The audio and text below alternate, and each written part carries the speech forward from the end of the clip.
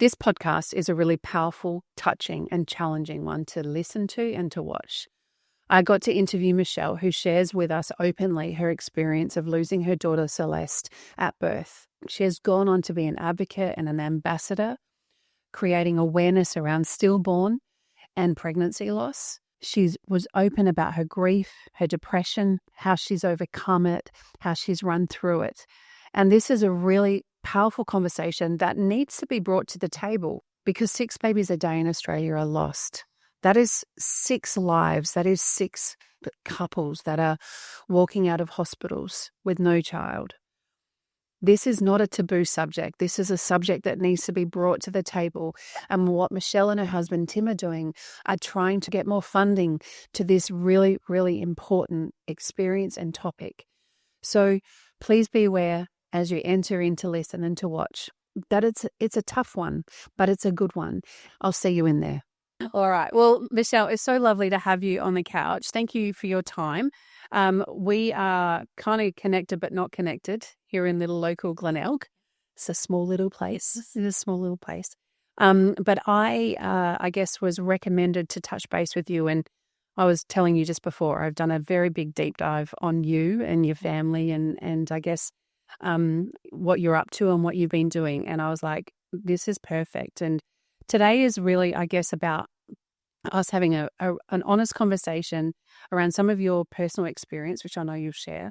And then maybe how someone who might be watching this who has been through what you went through or knows someone, I'm really keen to pass on the baton to people that don't even know they need it, right?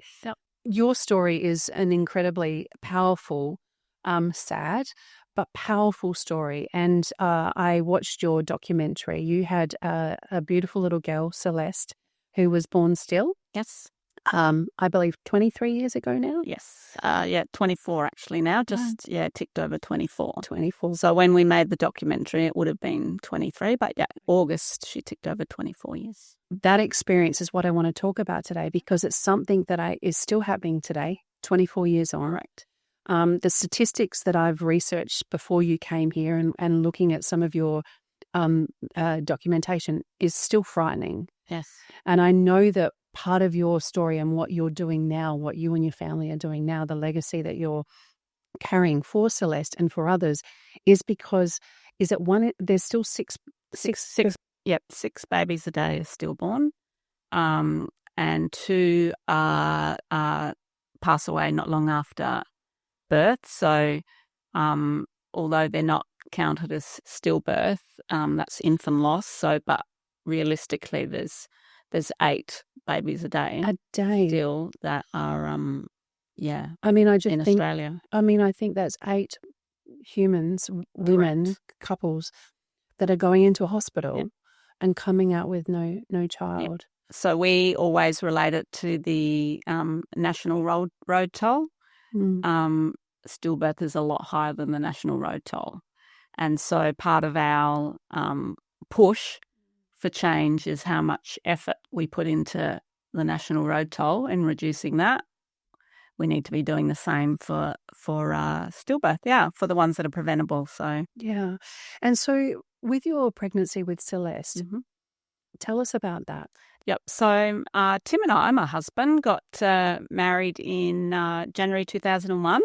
Unfortunately, I was lucky to fall pregnant pretty much straight away because we wanted to start a family. You know, we always had this picture. We wanted 3 children. I had 3 pregnancies, but unfortunately, you know, we just have Luke with us side today. He's 23. But yeah, Celeste was my first pregnancy, and everything was going pretty normal as pregnancies go, and as much as a naive first-time pregnant mother, you know, expects. But then I think it was like, you know, it's 24 years ago, things have changed a lot. But I think it was around the 22-week scan that I had, and we went in and they said, oh, actually, you've got a bit of a blood flow problem. But, you know, like it didn't sound like it was going to be life or death. It was just something that they needed to start looking at treating. So I basically had a blood clotting condition when I was pregnant with each of my pregnancies. So only when you were pregnant? Yeah, only when I'm pregnant, I have a blood clotting condition. So I was treated with low-dose aspirin and sent away, and, that's what's going to happen. And I had probably a few extra scans along the way. And then probably about 27 weeks, I developed preeclampsia, which, again, I had no idea what that was. But I'd been feeling a bit odd during the day, and I just happened to have a scan. And when I walked into the rooms, the lady doing the scan, the doctor said, "Are you feeling all right today?" And I actually had quite puffy eyes, and I said, "Actually, I've had a bit of a headache lingering today." And then she took my blood pressure, and it was straight off to hospital because I had developed preeclampsia. Wow. So that wasn't because of the blood clotting. That was just something that mothers can get, and it can be quite serious. Yeah. So from there, I spent the next month in hospital on bed rest, Wow. being treated more so for the preeclampsia. Okay. And then, unfortunately, it was probably about a month on. I was about 32 weeks pregnant, and I was having scans quite often in hospital. And they came in and said, "Oh, look, I didn't know that it was a girl at that stage because we wanted a surprise. Baby looks like the heart rate's starting to slow down a little bit. I think we should induce you." And I was past sort of 32 weeks, so they tend to, can do a bit more.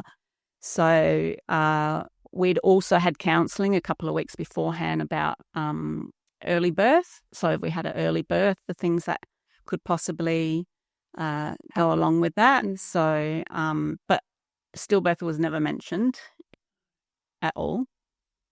And then, it was, so basically, I think we should induce you and give baby best chance of, and again, naive. Yeah, of course. So we just went along with it. We thought, well, that's the best for the baby. Yep. Again, no mention of the baby might pass away or stillbirth, so we just thought we were going to end up with, a tiny baby that was born early, and it would probably be in NICU. Yeah. And all would be fine. Which we'd already had counselling on all of that. So you've been prepared, I guess. So we've been prepared for having a low birth weight baby because that's issues with blood clotting. So basically, with blood clotting, the nutrients don't get fed through to the baby. Right, okay. Through the umbilical cord. So you prepared yourself mentally that you were going to have a tiny little bubs that was going to need some help. Yep. And possibly could have some medical issues. Yeah. And they could vary greatly. Yeah. So that's fine. Yeah, you're all doable. So I was induced that night, and then I went into labour. I had a 14-hour labour, and then my daughter came along, and the room was basically silent. I just, nothing can prepare you. Nothing can prepare you, and I have visions of my husband sitting by the bed, in tears, but I wasn't actually connecting to what was going on. So you could kind of see everything around. So it was like I could see everything. I'd had a few drugs for the labour pain, for going into labour. So I just, it's hard to explain. It's just quiet. I was in Ashford. So, I was in the maternity ward where everybody else was having their babies. But I just had this vision of my, life standing still. Yeah, basically. Yeah. Yeah. They took my daughter away. They didn't even hand her to me. I mean, this was 24 years ago. Fortunately, a lot has changed since then. So I never got to hold my daughter. We never had family photos. Oh, goodness. It actually, I've learned a lot over the past 2 years with my grief, because having having had Celeste so long ago, it was a different time, so you couldn't talk about it outside of your family. And I've learned a lot, but I feel like I developed. I was never angry. Like, I never experienced the emotion of anger up until last year, when we were interviewing a lot of other bereaved parents for our documentary. Okay. And hearing, it wasn't anger that, I almost felt, I guess Tim and I discussed it, and we said we felt a bit ripped off that we Robbed. didn't get to hold our daughter. We're in a different time. We didn't get, we don't have those family photos. We have one photo of her that the hospital took, and it's a pretty dodgy one because, let's face it, cameras weren't that good back then. No. We were just sort of, we were sent home from hospital with a few pamphlets. Good. And ring this number if you need some help. So my husband had to go back to work 2 days later. And, which again was horrific. Brutal. And I think this past 2 years, we have, I think between us, spoken a lot more too about what we both went through, but didn't really talk about it together, if that makes sense. So because as a couple, you've experienced this common thing, and yet experiencing different things because you're two different humans, right? Correct. And often, I see in the counselling, often it's years later, and in your case, where you're actually able to come back round and go, all right, so this was what was going on for me, and you're like, wow. And there's that reconnection, but it also stirs up that grief space again. I just think I think especially this last couple of years has been great for Tim, because all I remember back then is him looking after me.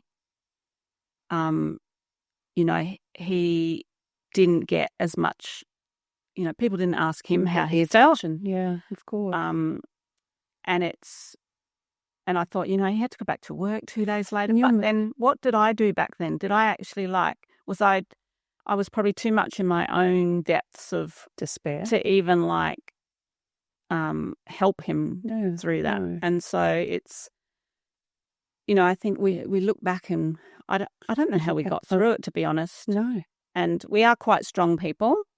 And we have a very good relationship. Well, when I was watching your documentary, which people, if they're listening and watching this, need to watch, I looked at the two of you and obviously didn't know you. I was like, they are a powerhouse couple.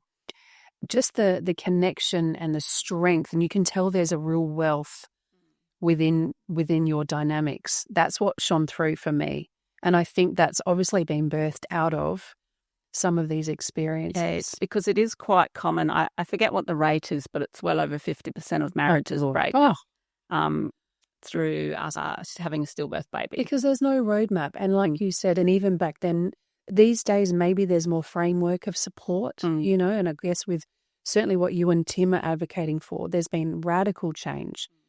But it's still, the depth of despair and distress with such loss, with no roadmap. And it was basically, you didn't get to talk about it. You didn't I know society, and we've been through this with even cancer years and years ago, people wouldn't talk about it or don't talk about that.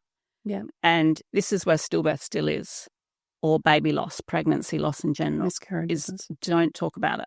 Yeah. And it has gotten better, but back then we just wanted to talk about our daughter. Fortunately, we had good parents so within our family, they gave you that, and we always acknowledged her birth date and things like this. And, our son knew. Yeah, she was still, as soon as she's he still was old friendly. enough. Yeah, he had an older sister.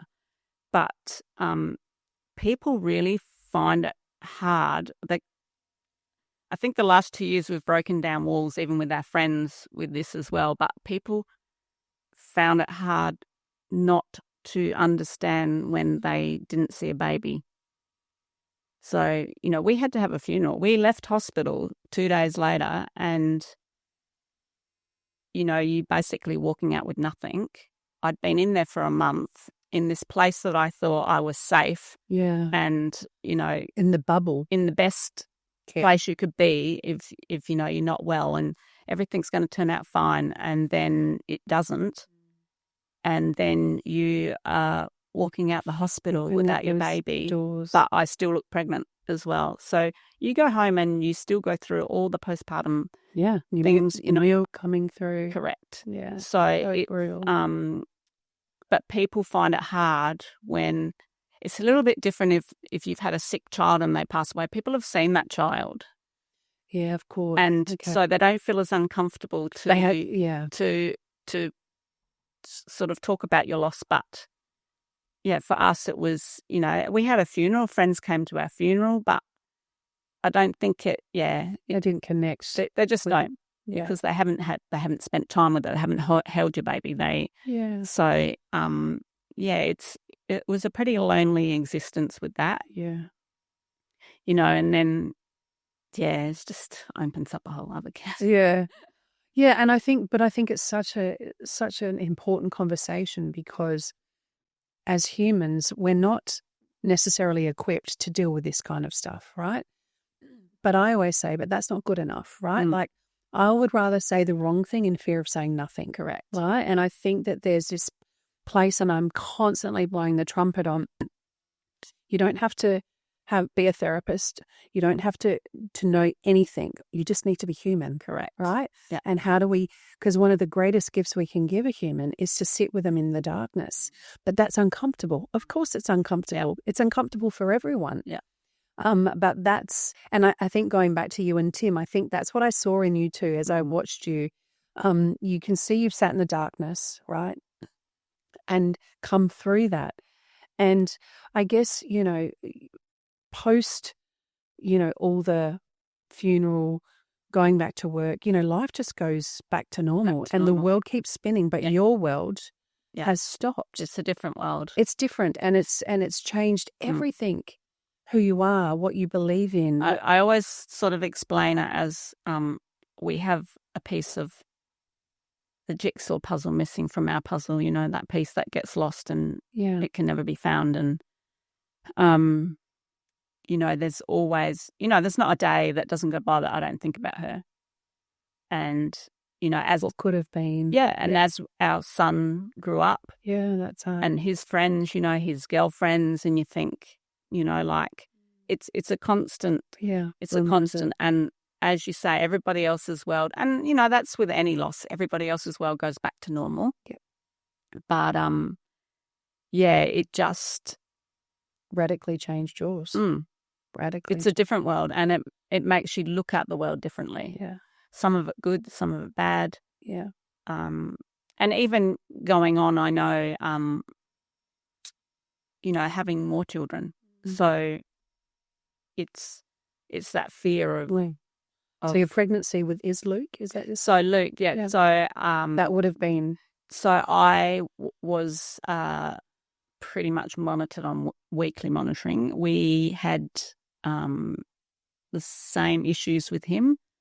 I just say that he's a little fighter and really wanted to be here, but I was being treated from as soon as I was pregnant. Yeah. So I was on very medication. Different.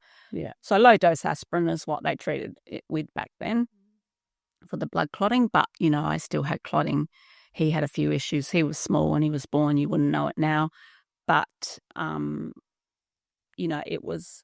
it wasn't a fun pregnancy. It wouldn't have been we didn't buy anything. We weren't doing gender reveals and cakes and all of that. And we didn't buy things. And, it was, it gives you it makes pregnancy not fun. Yeah. Yeah. It's not an exciting time. It's a fearful time. And again, that's being robbed, right? And I can relate to that around that space of everyone else is celebrating and doing, all the things. And you're just every day or every week going, another week. You're ticking it off. Yeah. And then until you get into that delivery room and hear health, it's like, yeah. And so there is a grief in that as well. The grief of not being able to, I guess, be normal and celebrate, always having that angst. Yeah. And it's a different experience. And even when Luke came along safely and you're so excited, but then you have there's always this guilt that, you're excited for him, but then you've lost this. So, I don't know, it's like a conflicting. The wrestle. Yeah, of course. It's well, because often people struggle. I don't know if you relate to this, but you struggle to have overwhelming grief and despair, but then pure joy with him. Correct. And how do they collaborate? Yeah. How do they coexist? And then I do suffer depression as a result of that. And even today, if I have moments where I lapse and I think, because my depression's come through what I've been through, I then think, oh, you don't have a right to be depressed. You've got Luke. So I have this whole the wrestle. Yeah, and snap out of it and all, I do a lot of talking to myself. Oh, yeah, I get it. And then I go for a run. Yeah. Blow out the cobwebs. Yeah, it's grief is just, and I'm still learning. Like I said, the last 2 years have been a real eye-opener. I didn't realise how much I had kept down inside me. Yeah. That's eaten away, caused a lot of health issues along the way through that eating away. Yeah. And it wasn't until last year that I actually started to realise that I was so far off processing everything. I was out living life. And the one thing I can say Celeste taught us was you need to live life. You don't go out and do what you want to do. And she can't be here doing this, so we're going to do it and things like this. So that's been a positive. We've probably done things that we haven't sat there and overthought it. We've just gone and done it. Yeah, been spontaneous. Yeah. But underneath all of that is also that anchor of grief. Yeah. That, and like you said, it's not linear, and 24 years on, it's still as real as ever, but it has its place and space in your life by the sounds of it. It's, so these pamphlets that we were handed. I bet they were terrible. So we'd been home a couple of days and I just wasn't coping at all. And Tim rang the number on the pamphlet, which was for counselling. Yeah. And unfortunately, there was nobody available because it was all voluntary. It was back then there was probably one or two people. Oh my goodness. Doing it, and they were at 6 babies a day. So there was no one available, and that was the only chance for me to. I didn't reach out after that. So that was because my personality is I never ask for help. Quite introverted, and so for me, it was like shut down. You needed that fight to ask about Ramus. Otherwise, there was got to deal with this, and I will just get on with it. And we are alone. We've got to get through this. Yeah. And when people say, "Oh, you're strong and you're this and you're that," well, you don't have any other option. No. You just have to get on with it. Yeah. And strong, it's interesting because people often use that as a compliment, right?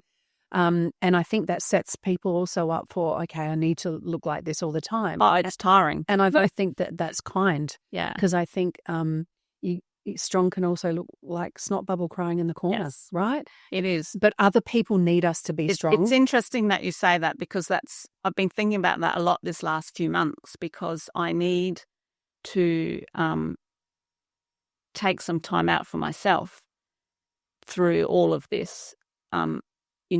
My husband, he is the opposite. He gets powered up by the more people he talks to. He has to talk to people. If he doesn't, then he gets flat, whereas I'm the opposite. Yeah, okay. And so I just need to take a step back from all the work we've been doing and just give myself some time to look at where I'm at.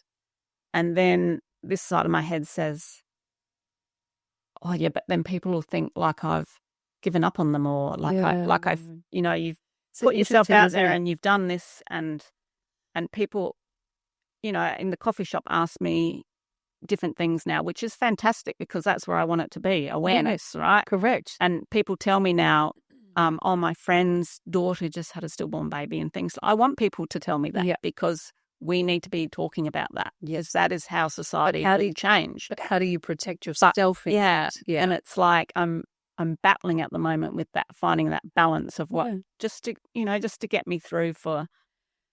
We went to Bali just recently, which was meant to be a 2-week circuit breaker. Amazing. And we had started a petition with the federal government on funding a national awareness campaign, something similar to the old SIDS campaign. Yeah, wow. And we created this petition, and it just went crazy, and people were contacting us, and we were having interviews, and we're in Bali. You're like, this was meant to be this was meant to be my circuit break. Oh my God. Well, we need to go back for sure. So I think the last 3 days were relaxing, and then we had an earthquake on the last day. Oh my goodness! All right, but you need a redo for sure. So yeah, it's finding that balance of, and I think it's also recognizing that this costs you, right, emotionally and mentally. And whilst you're advocating and doing this for others, you have to take care of yourself, because that's hard to do. It's a hard tug of war, isn't it? Because when you're, so passionately invested in something that you are advocating for, but it's still your story and it's still your memories and it's still your heart and it's still your mind. So I understand for you, it's that balance because people are always going to need you, but you also need you.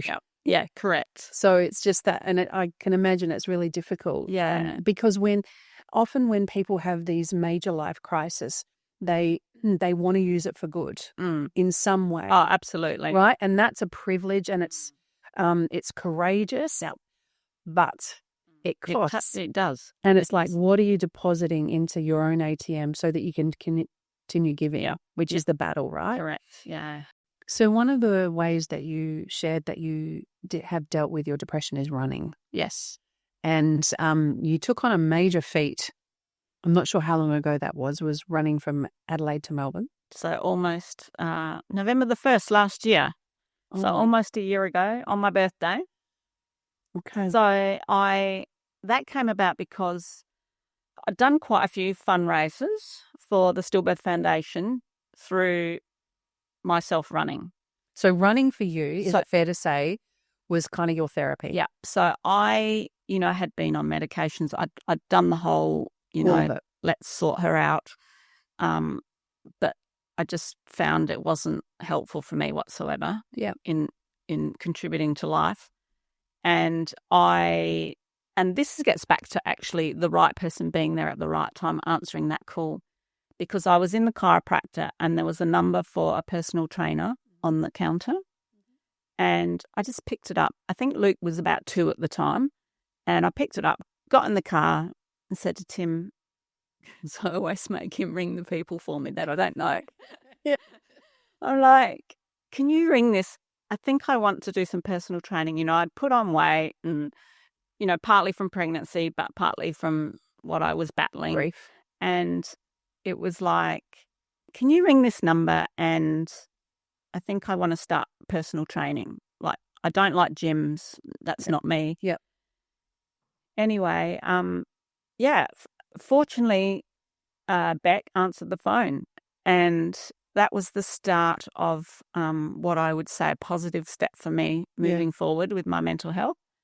So my next thing was getting anxious about my first appointment with her, thinking, and I've told her this, I don't want some little dolly bird that's like, I said to Tim, I hope she's like, a strong, like woman and, just because I grew up a bit of a tomboy. So I'm sort of not the prissy side. I like, adventure and activity or whatever.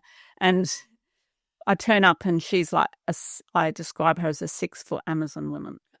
Okay. So she was perfect. Yeah, she was perfect. She was a very good elite ski paddler, surf ski paddler, like with surf lifesaving. Anyway, so this was what Luke was 2. So this was 21 years ago. And she's one of my closest friends today. Wow. But she worked with me and helped me a lot. Now, I grew up playing tennis. I was quite a good tennis player, but I hated running. I hated the running. You'd go out to training and you'd have to do the running to warm up, and I'd hate it. Yeah, I have to admit, So I'm not a runner. running was never on my agenda, but I could run around the tennis court all day. Yeah. So, over time, she eventually got me out running. And with her little group, it was a few years later, we used to do team events at the Victor Harbour Triathlon. I'd do the run there. That was 10K and things like that. And I just started to find that I felt, I don't know, I just felt a bit free. My mind was clear when I was doing that. Okay. So then it just eventuated into, we used to go over to Lorne and do some adventure races, and that was trail running was part of that. It was kayaking, all these things in a team. And so that's when I got into trail running, and I used to do the run for the team over there, and I just found being out on the trails just the freedom. Was even a bigger step up than running around the streets. Yeah. So I just gradually built it up over time to the fact that Tim would drop me off and then I would just call him when I'd had enough. So how many hours later was that? That could be 2, 3 or 4 hours, depending. And he would just come and pick me up wherever I've ended up. Adelaide Hills. Oh, my God. July. Port Augusta. So because that way I didn't have to do an out and back run. I could just run where I wanted. And it was so freeing. Yeah. It was like the best thing ever for me. Stop taking all the medications, started to feel better about myself. Yeah. And so when it came to fundraising, it was a no-brainer. It had to revolve around running. So my first fundraiser for the foundation was a 50K run on my 50th birthday through the Adelaide Hills. And Beck, my personal trainer, I sort of talked her into doing it with me as well. And she's not a runner. All right, okay. Because, she's 6 foot and, meant for being on the water. And my other girlfriend that I run with, Alex, who's moved away now. But so they did it with me, raise money. So then it just kept evolving. But I got a little bit frustrated a couple of years ago when just things weren't changing in the stillbirth space. And it's money. They just need money because they just don't get the funding and they don't get the attention. So I said to Tim, I've got to do something. I want to do another fundraiser, but I want to raise $100,000 and it's got to be something big, something that people are going to notice. So then I came up with this run where I'd run from Adelaide to Port Melbourne along as many trails as possible and go through some regional communities. So that's what I did. And however, I got to Warrnambool and I ended up I had quite a severe ankle injury. Well, I know. I was telling Seb before you got here, I'm like, she was hopping on one leg on the highway. And I don't know if it was Tim or someone was in the car going, honey, I think it's time. And you're like, no. And you were hopping. So fortunately, Tim wasn't there at that particular moment in time. Someone was telling you what? That was the last day that I could run just outside of Warrnambool. And that was Justin, who was the videographer. But I just had it in my head that I had to finish. 53 Ks was the days what I'd set out to do that day. And I had to finish 53K. I didn't care how I was going to do it. You were hopping. But I had to. Yeah. It was wild. And that was the end that day. So can I ask you a question? And you might not be able to answer this, but because that was quite profound for me watching this powerhouse woman with tape all up your leg and you were hopping, right? Not wanting to give up and then limping. Who were you doing that for? Was that Celeste? Was that you? Was that couples that haven't even hit the road? I was doing it for a lot of the people I met along the way that told me their stories as well. I was doing it for every family that has ever lost a child. Yeah. But I will tell you, I do have this other side where I think I do punish myself because my body's let me down before. So I actually went through a whole lot of other grief when I couldn't complete that run. It was almost 600 Ks I'd got to. And then I spent 2 days in bed, bawling my eyes out and Warrnambool, feeling guilty that I had failed and my body had failed me again, because that's how I see it with my daughter. Yeah, I understand. My body failed me. I understand. So I do have that bit of like, so I do these events, I've just signed up for 100K in Brighton, Victoria, in March is what I'm training for. It's this compulsion to punish not punish my body, but prove that my body can do hard shit, because being pregnant is hard. Yeah. We're not all guaranteed to have babies. No. And, we need to be, at school, stop telling kids on how not to fall pregnant, because half of them won't. Yeah. And if they do, half of them won't have a baby. Yeah. So, That's interesting. And thank you for sharing that, because as I watched that part, I was like, this is a woman that's, on a mission, but also I could see the grief roots in that. And I was just curious. And I really appreciate your honesty, and I really understand that sense of punishment, mentality of like, it failed me, so I cannot fail now. And what does that say I just about? keep doing these things that I want to push myself. Yeah. Fortunately, my husband's very supportive. It worries him, but he's supportive. There's that fine line, isn't it? Yeah. But, that particular day, if I didn't think, I literally hopped for, I think it was like 300 meters. So I had to hop. But if I didn't do that 300 meters and hear my watch tick over to 53, I would have been even more upset. Devastated, yeah. The fact that is how I finished. At least I can say I completed that day's goal. So, yeah. No, you're pretty incredible. Pretty incredible. Tell me, what would you say to a beautiful human who has just walked out of a hospital room, whether that be with a stillborn, whether that be with a miscarriage, whether that doesn't matter? What would you say to that person if you were to? I think what we need to, society in general, what we need to bear in mind is when people that have had loss or lost a child, they're not expecting you to fix that or to bring their child back. So it's just letting them know that you're there, and if they want to talk, and I'm sorry this has happened to you. Yeah.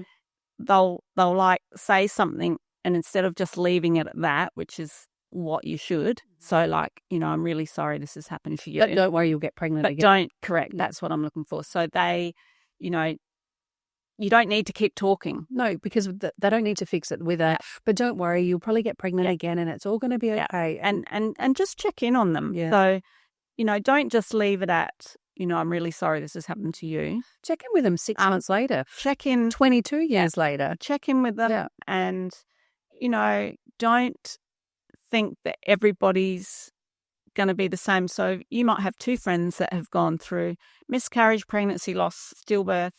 They're going to both react differently. They're going to they all have it, because you don't know what else is going on in people's lives that they're trying to cope with at the same time. No. I mean, a really nice man I haven't met in person, but Chris up in Queensland, he lost his son Liam, infant loss. They've had quite a few miscarriages. I think it could be about set. Don't quote me on this, but, and, like, they're the people I think they just keep, like, people still say stuff. I think he had a comment the other day that he met a lady for the first time in their training group, and they're having a conversation and got to kids and things. And when he said his story, she sort of said the right thing, and then she spoke for too long and said, well, at least you don't have to worry about childcare. Like in childcare costs and things like people, honestly. So the trouble is people think they have to keep talking. Yeah, it's like stop, just stop. You don't need to. You just need to let them know that you're there. Yeah, less is best. Correct. What would you say is important for a woman that has just lost a child? What, looking back now, 24 years on, what would you tell them is really important to do for themselves? I think to take your time in dealing with your grief. Don't think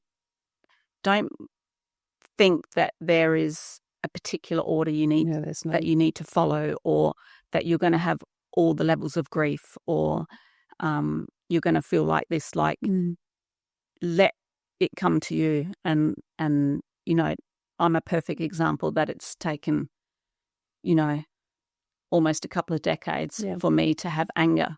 Yeah. So, you know, just no rules, let it evolve. There's no rules out there. And unfortunately, it is a roller coaster. Yeah. But you just ride it. Yeah. You know, and don't feel obligated. Yeah. To make other people feel comfortable. No. As well as my other big one, because I did too much of that. Yeah. And you know what? You know, it's like that lady that said the comment about childcare. Now, he's walked away feeling rubbish, but she's walked away probably thinking that she was helpful. Yeah, I know.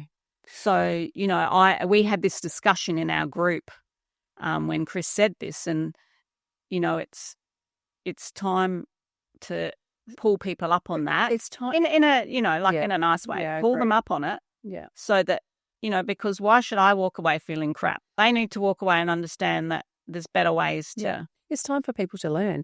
And I think the other piece of the puzzle that we can't forget is the dads, right? Yeah, absolutely. They are often the unheard or unseen. Yeah. And I see it in my counselling rooms, you know, the pain. And, you know, generally speaking, you know, often they do carry the wives as well as themselves, and they kind of park themselves. But they matter. Correct. They absolutely matter. Tell me, where can people go and support Stillbirth Australia? Yeah. So we have there's a few you know, Stillbirth Foundation Australia is who we've done our fundraising for. Their money goes towards grants for research into not just preventable stillbirth, but also bereavement programs, you know, always bettering what's out there. Yeah. They work closely with the Centre of Excellence up in Queensland, who produce the Safer Baby Bundle, which you can just Google that and it'll come up with a whole website, which is a great resource for women that are pregnant. Yeah. Then locally in South Australia, we have Still Aware, who always could do with a little bit of fundraising for. They go out and raise awareness, work with clinicians. Beautiful. And those types of things. Don't they do an event at Partridge House?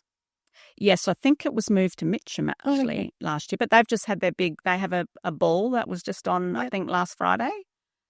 Is their main fundraiser. Great. But they do a lot of work within South Australia.